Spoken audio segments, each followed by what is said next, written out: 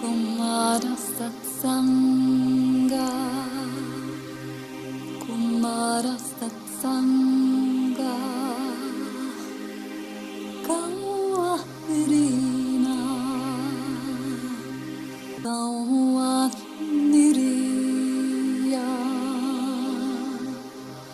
Kumara Satsanga, Kumara Satsanga.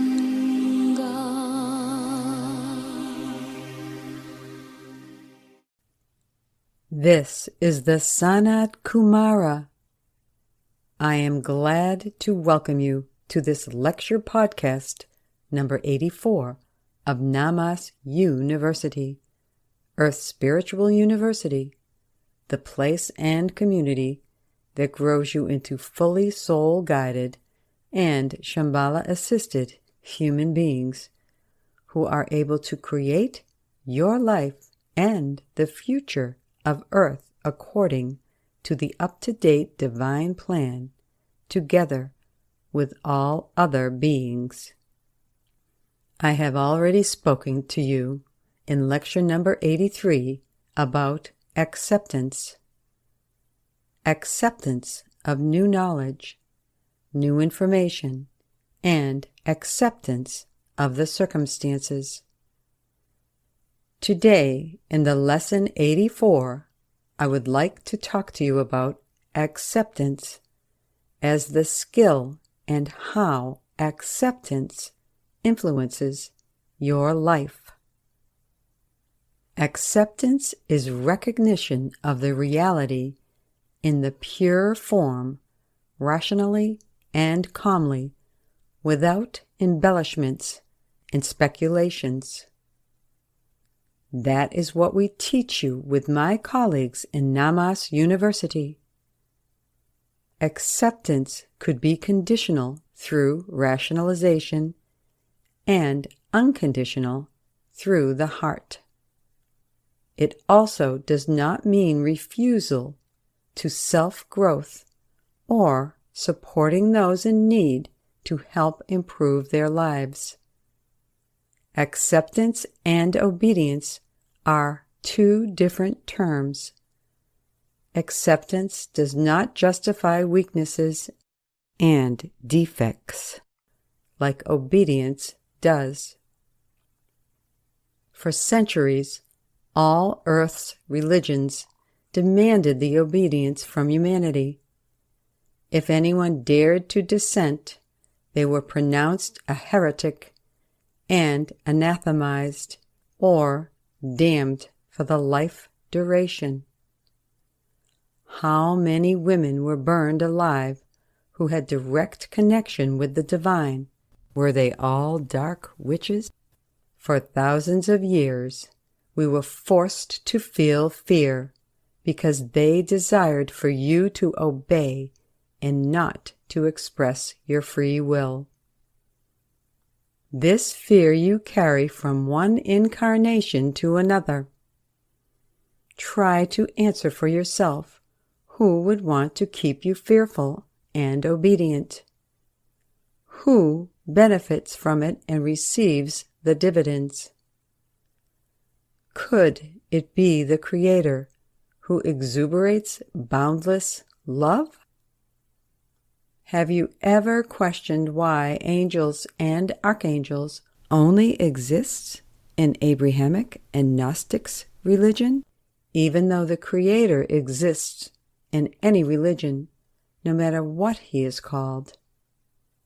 All angels and archangels were created, not by the Creator, but by the dark forces after the fall of Atlantis, as a tool for governance of the humans at the times of the separation of the religions. Over the centuries, nothing stayed unchanged. Religious movements, heads of churches, monarchs were changing. Governments have changed. Old states have collapsed, and new ones have appeared. Old alliances have been destroyed, and new ones have surfaced. the dark forces did not remain the same either. They have introduced the use of the artificial intelligence. They suppress your free will and your free choice, manipulating you through games, social networks, never-ending new gadgets, which collect your full data and controlling your choices because all your preferences are analyzed and recorded. Through their content, they guide your emotions, your beliefs, your choices, and form your views of the world. They rule you, not your soul. Imagine yourself on the deserted island. You do not know where you are. You do not have any ways to connect with the rest of the world. You do not have any necessities. Look at yourself from the outside at the moment of this realization. What were your first emotions? Fear? Feeling of being lost? Possible anger? And only very few felt the acceptance. But only the acceptance will help to make the right decisions on your next steps. After my extraordinary announcement on October 1st, 2024, many of you have felt like you just discovered that you were on a deserted island. Many refused to accept this information. Some began to make the accusation that this was a lie made by those who announced this information. Everyone who made this accusation was not impartial and calm. You need to be in that state for acceptance. In Lesson 83, I said, and I will repeat now, your mind must be flexible. Your heart must be the primary guide for accepting and understanding the knowledge we are giving you and will continue to give you in Namas University. This is your mind resenting. It does not want to adapt, whereas your soul knows the truth. You can ask your soul what worries it, and if you are not sure that you have established contact with your soul, listen to your feelings. But before you ask, use the tool gifted and described in the ebook, your 12-strand sun diamond DNA. Visit your ego chamber. Go to the chamber and ask to show you all the contracts with those who you are spiritually connected with, or with those whom you consider to be your guides. Look at these contracts and ask direct questions with which side they are assigned. I know you will be at the very least surprised by what you see for yourself.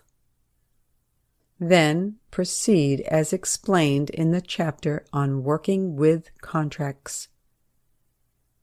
Now you are ready to communicate with your soul. Go through each emotion. Ask the soul what causes it, why you react this way, to what you hear, what or who is behind it. The revelations will await you. Only an honest conversation with your soul will help you to accept and understand what is happening. Acceptance as a skill will be your best assistant on the way to the acceptance of your soul's mission. That is all I wanted to say to you today. I will return next week with lesson number 85 and another revelation. With love and blessings, your SANAT KUMARA. This lecture was received by Victoria Krupa, voiced by Deborah Lee Flynn. All our teaching materials can be found in the text below the podcast and on our website, namasuniversity.org. In the text below the podcast, you will also find a link to the Discord platform, the small purple circle before the word Discord, where we have created study groups where you can find like-minded people to share, discuss, and learn from, as well as lots of other useful information. If your soul responds to this call, join Namas University, Earth's spiritual university. Please join us next week. You need to be aware of what is happening now on Earth, in our galaxy, and in the cosmos.